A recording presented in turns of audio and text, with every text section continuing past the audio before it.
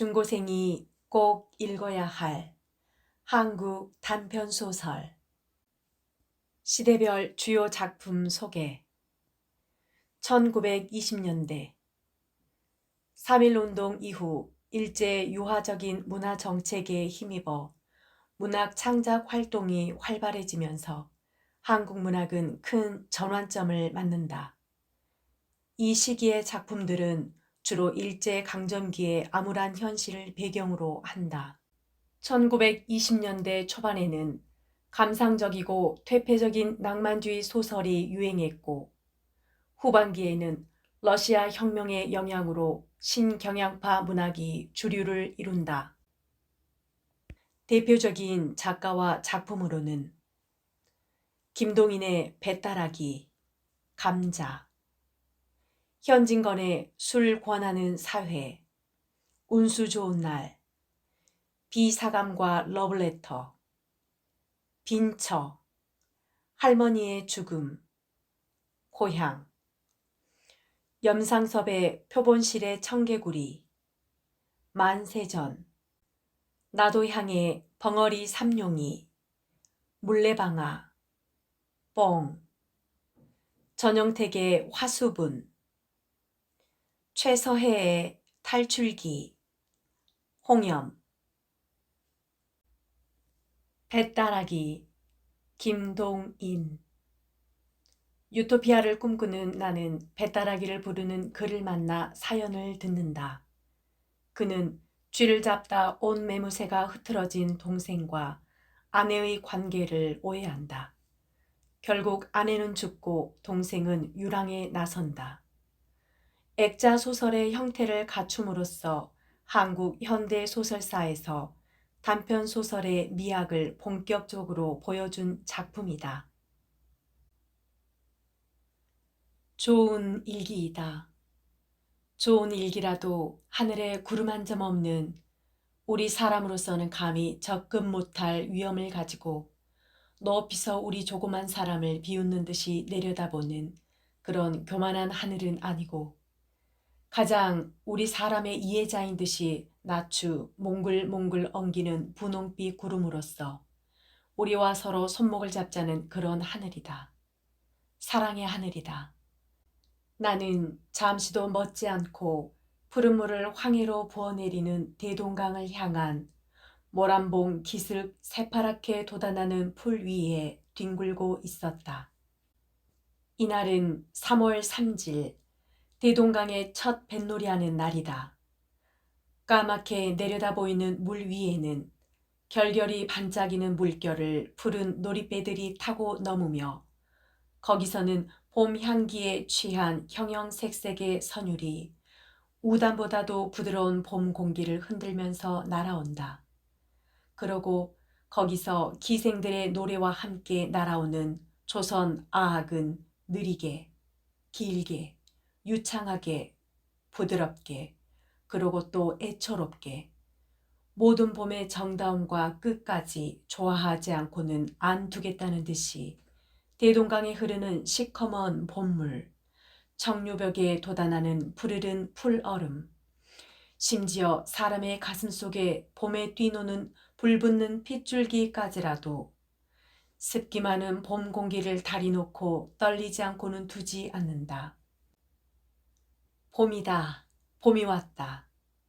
부드럽게 부는 조그만 바람이 시커먼 조선 소를 꿰며 또는 돋아나는 풀을 스치고 지나갈 때의 그 음악은 다른 데서는 듣지 못할 아름다운 음악이다. 아, 사람을 취케 하는 푸르른 봄의 아름다움이여.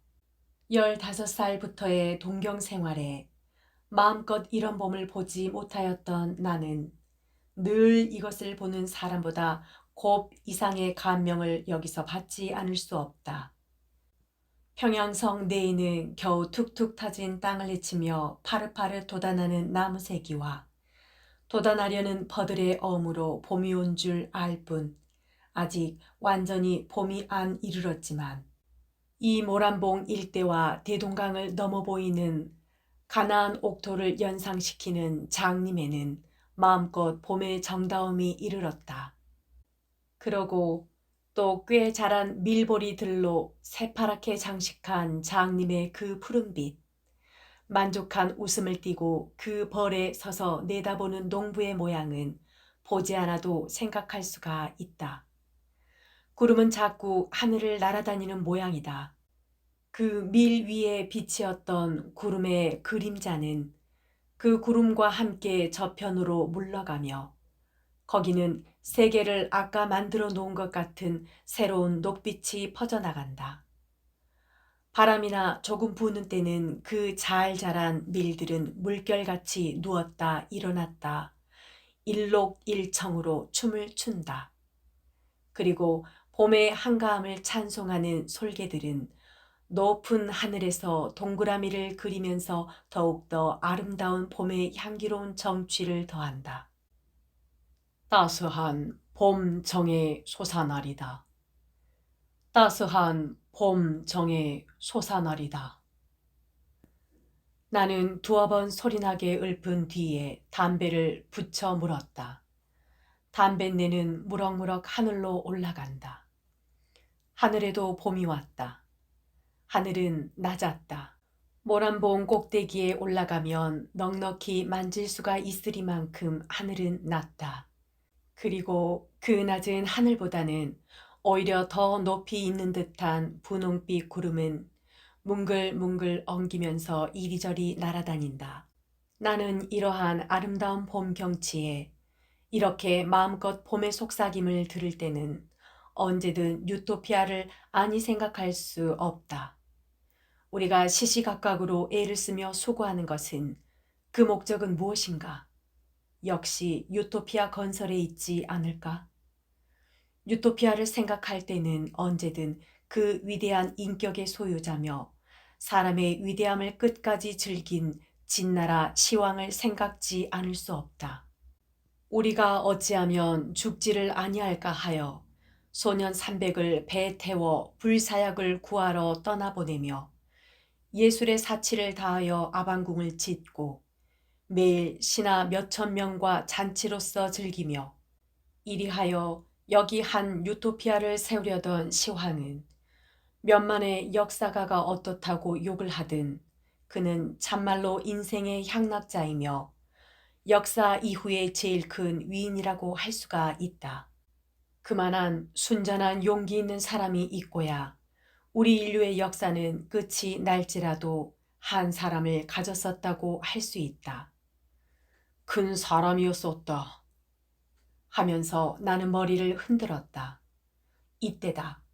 기자묘 근처에서 무슨 슬픈 음률이 봄 공기를 진동시키며 날아오는 것이 들렸다. 나는 무심코 귀를 기울였다. 영유 배따락이다.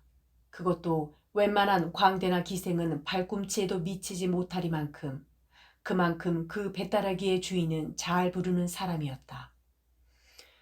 비나이다 비나이다 산천후토 1월 성신 하나님 전 비나이다. 실랏 같은 우리 목숨 살려달라 비나이다. 에야 어그여지야. 여기까지 이르렀을 때 저편 아래 물에서 장고 소리와 함께 기생의 노래가 울리어오며 배따라기는 그만 안 들리게 되었다. 나는 2년 전 한여름을 영유서 지내본 일이 있다. 배따라기의 본 고장인 영유를 몇 달 있어 본 사람은 그 배따라기에 대하여 언제든 한 속절없는 애처로움을 깨달을 것이다.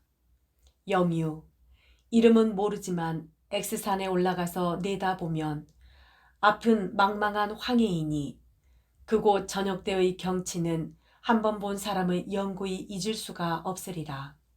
불덩이 같은 커다란 시뻘건 해가 남실남실 넘치는 바다에 도로 빠질 듯 도로 솟아오를 듯 춤을 추며 거기서 때때로 보이지 않는 배에서 배따라기만 슬프게 날아오는 것을 들을 때엔 눈물 많은 나는 때때로 눈물을 흘렸다.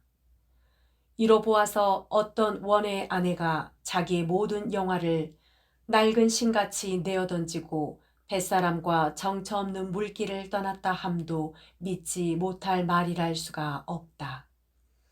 영유서 돌아온 뒤에도 그 뱃다라기는 내 마음에 깊이 새겨져 잊으려야 잊을 수가 없었고 언제 한번 다시 영유를 가서 그 노래를 한 번 더 들어보고 그 경치를 다시 한번 보고 싶은 생각이 늘 떠나지를 않았다. 장고 소리와 기생의 노래는 멎고 뱃다라기만 구슬프게 날아온다. 결결이 부는 바람으로 말미암아 때때로는 들을 수가 없으되 나의 기억과 곡조를 종합하여 들은 뱃다라기는 이 대목이다.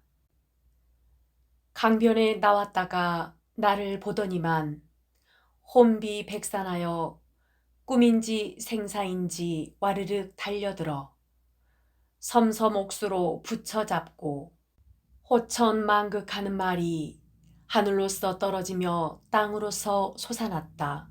바람결에 묻어오고 구름길에 새어 왔나. 이 일이 서로 붙들고 울음 울제 인리제인이며 일가 친척이 모두 모여 여기까지 들은 나는 마침내 참지 못하고 벌떡 일어서서 소나무 가지에 걸었던 모자를 내려쓰고 그곳을 찾으러 모란봉 꼭대기에 올라섰다. 꼭대기는 좀 더 노랫소리가 잘 들린다. 그는 뱃다라기의 맨 마지막 여기를 부른다. 밥을 빌어서 죽을 술지라도 제발 덕분에 뱃놈 노릇은 하지 마라. 에야 어그여지야. 그의 소리로써 방향을 찾으려던 나는 그만 그 자리에 섰다. 어딘가? 기자묘? 혹은 을밀대? 그러나 나는 오래 서 있을 수가 없었다. 어떻든 찾아보자 하고 현무문으로 가서 문 밖에 썩 나섰다. 기자묘의 깊은 솔밭은 눈앞에 쫙 퍼진다. 어딘가? 나는 또 물어보았다. 이때 그는 또다시 뱃다라기를 시초부터 부른다. 그 소리는 왼편에서 온다. 왼편이구나 하면서 소리나는 곳을 더듬어서 소나무 틈으로 한참 돌다가 겨우 기자묘 치고는 그중 하늘이 넓고 밝은 곳에 혼자서 뒹굴고 있는 그를 찾아내었다. 나의 생각한 바와 같은 얼굴이다. 얼굴, 코, 입, 눈, 몸집이 모두 네모나고 그의 이마에 굵은 주름살과 시커먼 눈썹은 고생 많이 함과 순진한 성격을 나타낸다. 그는 어떤 신사가 자기를 들여다보는 것을 보고 노래를 그치고 일어나 앉는다. 왜 그냥 하지요? 하면서 나는 그의 곁에 가 앉았다. 뭐 할 뿐 그는 눈을 들어서 터진 하늘을 쳐다본다. 좋은 눈이었다. 바다의 넓고 큼이 유감없이 그의 눈에 나타나 있다. 그는 뱃사람이라 나는 짐작하였다. 고향이 영유요? 예, 뭐 영유서 나기는 했디만 한 20년 영유는 가보디도 안 하시오. 왜 20년씩 고향을 안 가요? 사람의 일이라니 마음대로 됐대까. 그는 왜 그러는지 한숨을 짓는다. 거저 운명이 대일 힘셉디다. 운명의 힘이 제일 세다는 그의 소리는 사귀지 못할 원한과 뉘우침이 섞여 있다. 그래요? 나는 다만 그를 건너다 볼 뿐이다. 한참 잠잠하니 있다가 나는 다시 말하였다. 자, 노용의 경험담이나 한번 들어봅시다. 감출 일이 아니면 한번 이야기해 보소. 뭐 감출 일은. 그럼 어디 들어봅시다 그려. 그는 다시 하늘을 쳐다보았다.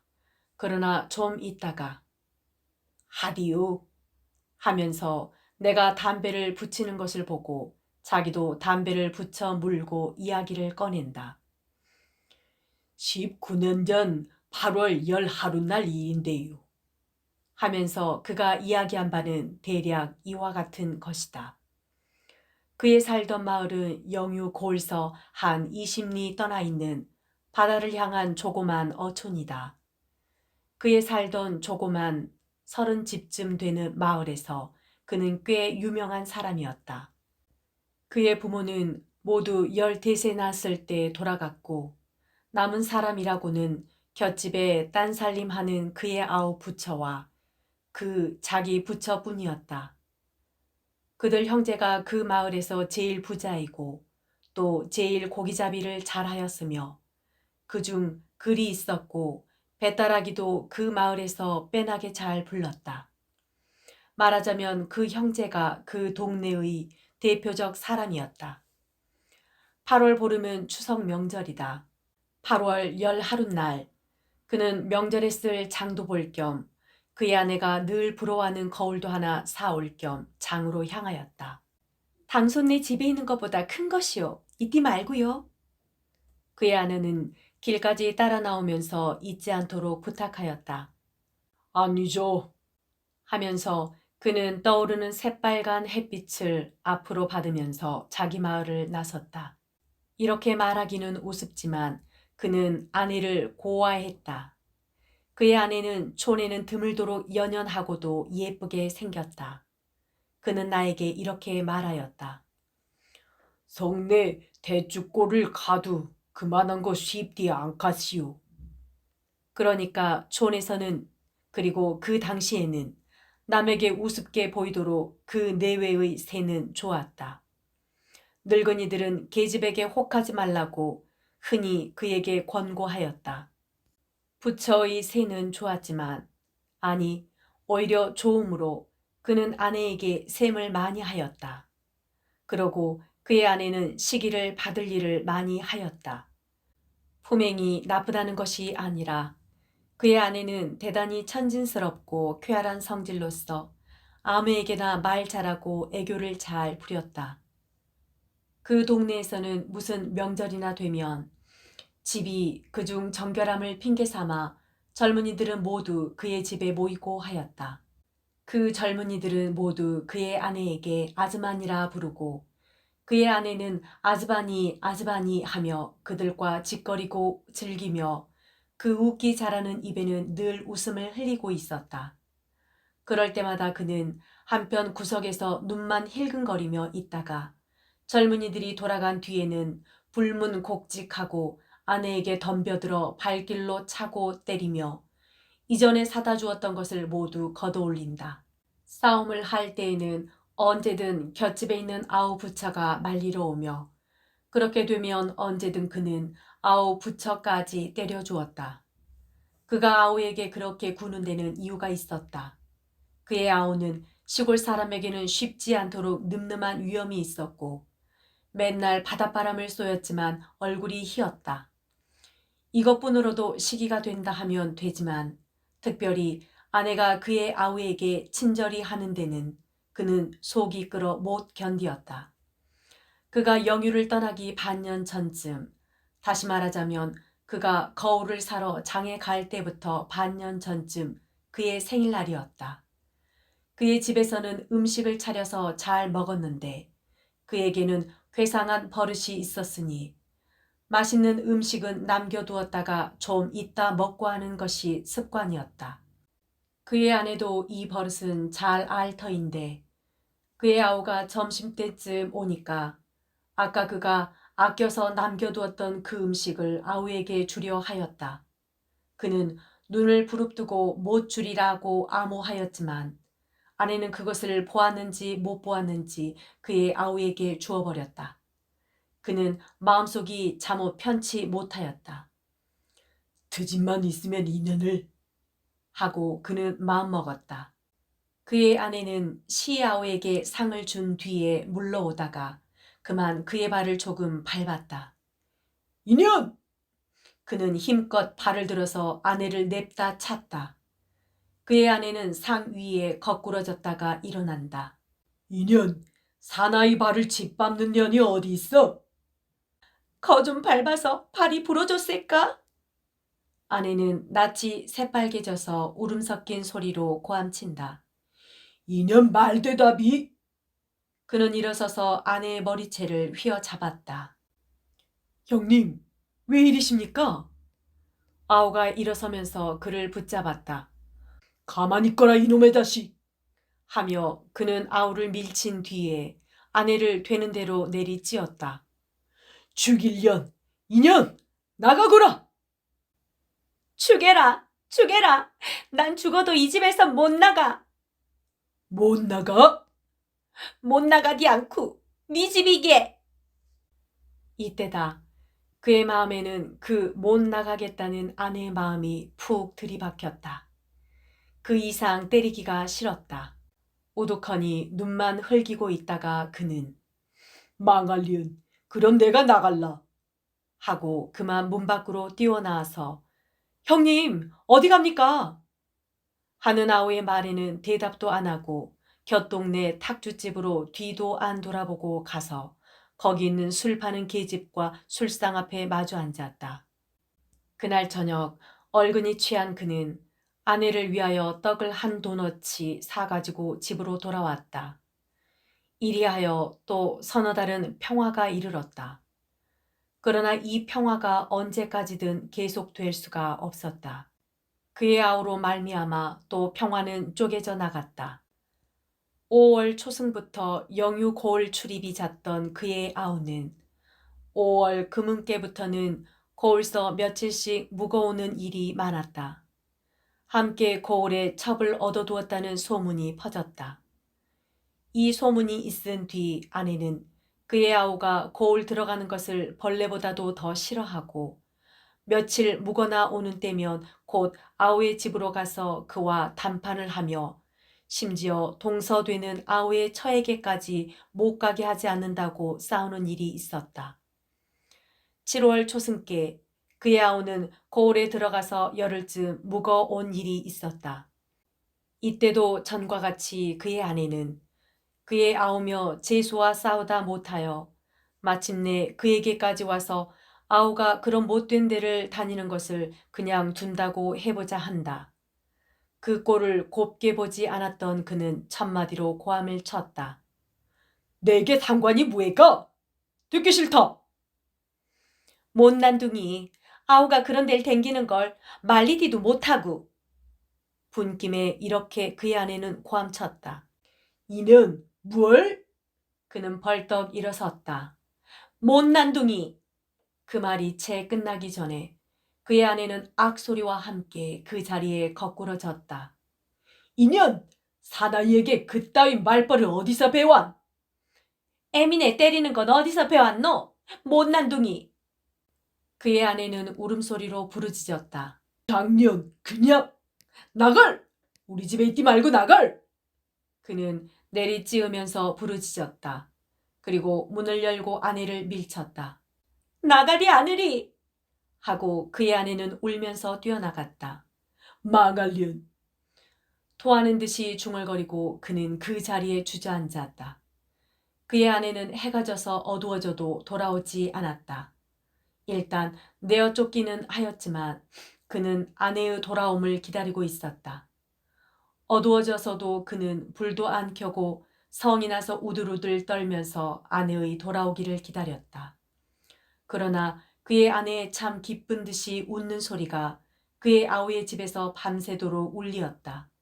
그는 움쩍도 안 하고 그 자리에 앉아서 밤을 새운 뒤에 새벽 동터 올 때 아내와 아우를 죽이려고 부엌에 가서 식칼을 가지고 들어와서 문을 벌컥 열었다. 그의 아내로서 만약 근심스러운 얼굴을 하고 그 문 밖에 우두커니 서서 문을 들여다보고 있지 않았다면 그는 아내와 아우를 죽이고야 말았으리라. 그는 아내를 보는 순간 마음에 가득 차는 사랑을 깨달으면서 칼을 내던지고 뛰어나가서 아내의 머리채를 휘어잡고 인연하면서 들어와서 뺨을 물어뜯으면서 함께 이리저리 자빠져서 뒹굴었다. 그런 이야기를 다 하려면 끝이 없으되 다만 그의 아내, 그의 아우, 세 사람의 삼각관계는 대략 이와 같았다. 거울은 마침 장에 마음에 맞는 것이 있었다. 지금 것과 대보면 어떤 때는 코도 크게 보이고 입이 작게도 보이는 것이지만 그 당시에는 그리고 그런 촌에서는 둘도 없는 귀물이었다. 거울을 사가지고 장을 본 뒤에 그는 이 거울을 아내에게 주면 그 기뻐할 모양을 생각하며 새빨간 저녁 햇빛을 받는 넘치는 듯한 바다를 안고 자기 집으로 늘 들러오던 탁주집에도 안 들러서 돌아왔다. 그러나 그가 그의 집 방 안에 들어설 때에는 뜻도 안 하였던 광경이 그의 눈에 벌리어 있었다. 방 가운데는 떡상이 있고 그의 아우는 수건이 벗어져서 목 뒤로 늘어지고 저고리 고름이 모두 풀어져 가지고 한편 모퉁이에 서 있고 아내도 머리채가 모두 뒤로 늘어지고 치마가 배꼽 아래 늘어지도록 되어 있으며 그의 아내와 아우는 그를 보고 어찌할 줄을 모르는 듯이 움쩍도 안 하고 서 있었다. 세 사람은 한참 동안 어이가 없어서 서 있었다. 그러나 좀 있다가 마침내 그의 아우가 겨우 말했다. 그놈의 쥐 어디 갔니? 흥, 쥐? 훌륭한 쥐 잡됐구나. 그는 말을 끝내지도 않고 짐을 벗어던지고 뛰어가서 아우의 멱살을 끌어잡았다. 형님, 정말 쥐가! 쥐? 이놈, 형수하고 그런 쥐 잡는 놈이 어디 있니? 그는 아우를 따귀를 몇 대 때린 뒤에 등을 밀어서 문 밖에 내어 던졌다. 그런 뒤에 이제 자기에게 이를 매를 생각하고 우들우들 떨면서 아랫목에 서 있는 아내에게 달려들었다. 이년, 시아오와 그런 쥐 잡는 년이 어디 있어? 그는 아내를 거꾸로 때리고 함부로 내리찌었다. 정말 쥐가! 아이 죽겠다! 이년, 너도 쥐! 죽어라! 그의 팔다리는 함부로 아내의 몸 위에 오르내렸다. 아이 죽겠다. 정말 아까 저고니가 왔기에 떡 먹으라고 내놓았더니. 듣기 싫다. 시아와 붙은 년이 무슨 잔소릴? 아이 정말이야요. 쥐가 한 마리 나. 그냥 쥐? 쥐 잡을래다가. 샹년 죽어라. 물레라도 빠대 죽을. 그는 실컷 때린 뒤에 아내도 아우처럼 등을 밀어 내어 쫓았다. 그 뒤에 그의 등으로 고기 배때기 장사해라 하고 토하였다. 분풀이는 실컷 하였지만 그래도 마음속이 잠옷 편치 못하였다. 그는 아랫목으로 가서 바람벽을 의지하고 실신한 사람같이 우두커니 서서 떡상만 들여다보고 있었다. 1시간, 2시간. 서편으로 바다를 향한 마을이라 다른 곳보다는 늦게 어둡지만 그래도 술시쯤 되어서는 깜깜하니 어두웠다. 그는 불을 켜려고 바람벽에서 떠나서 성냥을 찾으러 돌아갔다. 성냥은 늘 있던 자리에 있지 않았다. 그래서 여기저기 뒤적이 노라니까 어떤 낡은 옷 뭉치를 들칠 때에 문득 쥐 소리가 나면서 무엇이 후덕덕 뛰어나온다. 그리하여 저편으로 기어서 도망간다. 역시 쥐됐구나. 그는 조그만 소리로 부르짖었다. 그리고 그만 그 자리에 맥없이 털썩 주저앉았다. 아까 그가 보지 못한 때의 광경이 활동 사진과 같이 그의 머리에 지나갔다. 아우가 집에를 온다. 아우에게 친절한 아내는 떡을 먹으라고 아우에게 떡상을 내놓는다. 그때 어디선가 쥐가 한 마리 뛰어나온다. 둘이서는 쥐를 잡노라고 돌아간다. 한참 성화시키던 쥐는 어느 구석에 숨어버린다. 그들은 쥐를 찾느라고 뒤룩거린다. 그럴 때 그가 집에 들어선 것이다. 샹년, 좀 있으면 안 들어오리. 그는 억지로 마음먹고 그 자리에 들어누웠다. 그러나 아내는 밤이 가고 날이 밝기는커녕 해가 중천에 올라도 돌아오지를 않았다. 그는 차차 걱정이 나서 찾아보러 나섰다. 아우의 집에도 없었다. 동네를 모두 찾아보아도 본 사람도 없다 한다. 그리하여 낮쯤 한 3~4리 내려가서 바닷가에서 겨우 아내를 찾기는 찾았지만 그 아내는 이전 같은 생기로 찬 산 아내가 아니요.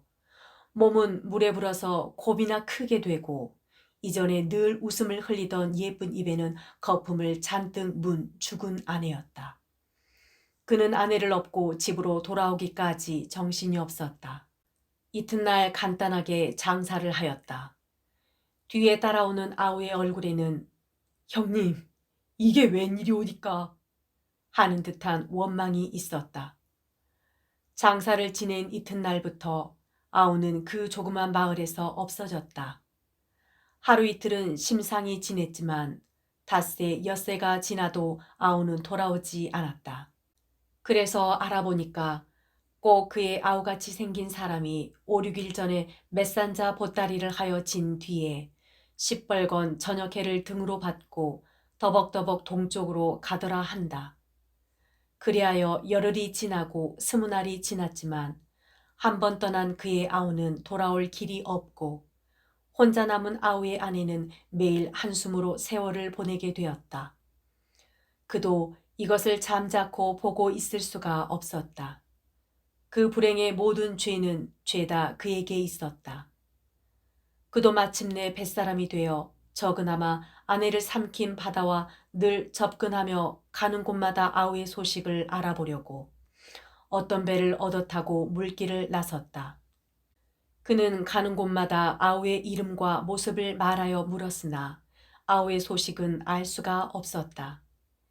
이리하여 꿈결같이 10년을 지내서 9년 전 가을 탁탁히 낀 안개를 꿰며 연안 바다를 지나가던 그의 배는 몹시 부는 바람으로 말미암아 파선을 하여 벗 몇 사람은 죽고 그는 정신을 잃고 물 위에 떠돌고 있었다. 그가 겨우 정신을 차린 때는 밤이었었다. 그리고 어느덧 그는 무태에 올라와 있었고 그를 말리느라고 새빨갛게 피워놓은 불빛으로 자기를 간호하는 아우를 보았다. 그는 이상히도 놀라지도 않고 천연하게 물었다. 너 어떻게 여기 와? 아우는 잠자코 한참 있다가 겨우 대답하였다. 형님, 거저 다 운명위에다. 따뜻한 불기운에 깜빡 잠이 들려다가 그는 화닥닥 깨면서 또 말했다. 10년 동안에 되게 파랬구나. 형님, 나도 변했거니와 형님도 몹시 늙으셨쇠다. 이 말을 꿈결같이 들으면서 그는 또 혼혼히 잠이 들었다. 그리하여 두어 시간 꿀보다도 단 잠을 잔 뒤에 깨어보니 아까같이 새빨간 불은 피어 있지만 아우는 어디로 갔는지 없어졌다. 곁에 사람에게 물어보니까 아우는 형의 얼굴을 물끄러미 한참 들여다보고 있다가 새빨간 불빛을 등으로 받으면서 터벅터벅 아무 말 없이 어둠 가운데로 쓰러졌다 한다. 이튿날 아무리 알아보아야 그의 아우는 종적이 없어지고 알 수 없으므로 그는 할 일 없이 다른 배를 얻어 타고 또 물길을 떠났다. 그리하여 그의 배가 해주에 이르렀을 때 그는 해주 장에 들어가서 무엇을 사려다가 저편 맞은편 가게에 얼핏 그의 아우 같은 사람이 있으므로 뛰어가서 보니 그는 벌써 없어졌다. 배가 해주에는 오래 머물지 않으므로 그의 마음은 해주에 남겨두고 또다시 바닷길을 떠났다. 그 뒤 3년을 이리저리 돌아다녔어도 아우는 다시 볼 수가 없었다. 그리하여 3년을 지내서 지금부터 6년 전에 그가 탄 배가 강화도를 지날 때에 바다를 향한 가파른 뇌편에서 바다를 향하여 날아오는 배따라기를 들었다. 그것도 어떤 구절과 곡조는 그의 아우 특식으로 변경된 그의 아우가 아니면 부를 사람이 없는 그 배따라기였다. 배가 강화도에는 머무르지 않아서 그저 지나갔으나 인천서 열흘쯤 머무르게 되었으므로 그는 곧 내려서 강화도로 건너가 보았다. 거기서 이리저리 찾아다니다가 어떤 조그만 객주집에서 물어보니 이름도 그의 아우요 생긴 모습도 그의 아우인 사람이 묵어있기는 하였으나 사나흘 전에 도로 인천으로 갔다 한다. 그는 곧 돌아서서 인천으로 건너와 찾아보았지만 그 조그만 인천서도 그의 아우를 찾을 바가 없었다. 그 뒤에 눈 오고 비 오며 6년이 지났지만 그는 다시 아우를 만나보지 못하고 아우의 생사까지도 알 수가 없다. 말을 끝낸 그의 눈에는 저녁에 반사하여 몇 방울의 눈물이 반득인다. 나는 한참 있다가 겨우 물었다. 노형, 개수는? 모르디요. 20년을 영유는 안 가봤으니깐요. 노형은 이제 어디로 갈 테요? 그것도 모르디요. 덩처가 있나요? 바람 부는 대로 몰려댕기는디요. 그는 다시 한번 나를 위하여 배따라기를 불렀다. 아, 그 속에 잠겨있는 사귀지 못할 뉘우침, 바다에 대한 애처로운 그리움. 노래를 끝낸 다음에 그는 일어서서 시뻘건 저녁해를 잔뜩 등으로 받고 을밀대로 향하여 더벅더벅 걸어간다. 나는 그를 말릴 힘이 없어서 멀거니 그의 등만 바라보고 앉아 있었다. 그날 밤 집에 돌아와서도 그 배따라기와 그의 숙명적 경험담이 귀에 쟁쟁이 울리어서 잠을 못 이루고 이튿날 아침 깨어서 조반도 안 먹고 기자묘로 뛰어가서 또다시 그를 찾아보았다. 그가 어제 깔고 앉았던 풀은 모두 한편으로 누워서 그가 다녀감을 기념하되 그는 그 근처에 보이지 않았다. 그러나 배따라기는 어디선가 쟁쟁이 울리어서 모든 소나무들을 떨리지 않고는 안 두겠다는 듯이 날아온다. 모란봉이다. 모란봉에 있다. 하고 나는 한숨에 모란봉으로 뛰어갔다. 모란봉에는 사람이 하나도 없다. 부병루에도 없다. 을밀대다. 하고 나는 다시 을밀대로 갔다. 을밀대에서 부병루를 연한, 지옥까지 연한 듯한 골짜기에 물 한 방울을 안 세일이라고 빽빽히 난 소나무에 그 모든 잎잎은 떨리는 배따라기를 부르고 있지만 그는 여기도 있지 않다. 기자묘의 하늘을 향하여 퍼져나간 그 모든 소나무의 천만의 잎잎도 그 아래쪽 퍼진 천만의 풀들도 모두 그 배따라기를 슬프게 부르고 있지만 그는 이 조그만 모란봉 일대에서 찾을 수가 없었다. 강가에 나가서 알아보니 그의 배는 오늘 새벽에 떠났다 한다. 그 뒤에 여름과 가을이 가고 1년이 지나서 다시 봄이 이르렀으되 잠깐 평양을 다녀간 그는 그 숙명적 경험담과 슬픈 배따라기를 남겨두었을 뿐 다시 조그만 모란봉에 나타나지 않는다. 모란봉과 기자묘에 다시 봄이 이르러서 작년에 그가 깔고 앉아서 부러졌던 풀들도 다시 곧게 대가 나서 자줏빛 꽃이 필요하지만 끝없는 뉘우침을 다만 한낱 배따라기로 하소연하는 그는 이 조그만 모란봉과 기자묘에서 다시 볼 수가 없었다. 다만 그가 남기고 간 배따라기만 추억하는 듯이 기념하는 듯이 모든 잎잎이 속삭이고 있을 따름이다.